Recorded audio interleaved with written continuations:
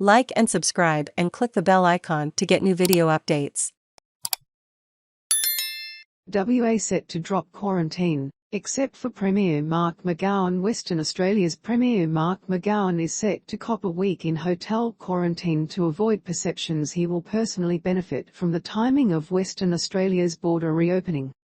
The state reported a daily record high of 257 new local infections on Saturday, a day after Mr. McGowan announced borders would reopen on March 3, allowing quarantine-free travel. 5 new travel-related cases were also reported, taking WA's number of active infections to 877. No cases are in hospital. Mr. McGowan, who says the reopening date is locked in, is due to fly to Sydney next Thursday to prepare to give evidence in the federal court defamation action launched against him by Clive Palmer. He is expected to appear in court between February 26 and 28, meaning his quarantine period upon returning to WA will coincide with the border coming down. Anyone isolating in WA under the current travel restrictions will be free to depart from March 3 regardless of whether they have served the full 7 days. I'll be doing 7 days, but the Premier says he'll commit to a week in isolation regardless. It is a coincidence that when I return, the border will come down a couple of days later. It's a coincidence I am unable to avoid, he told reporters on Friday. But I'll be doing 7 days of quarantine.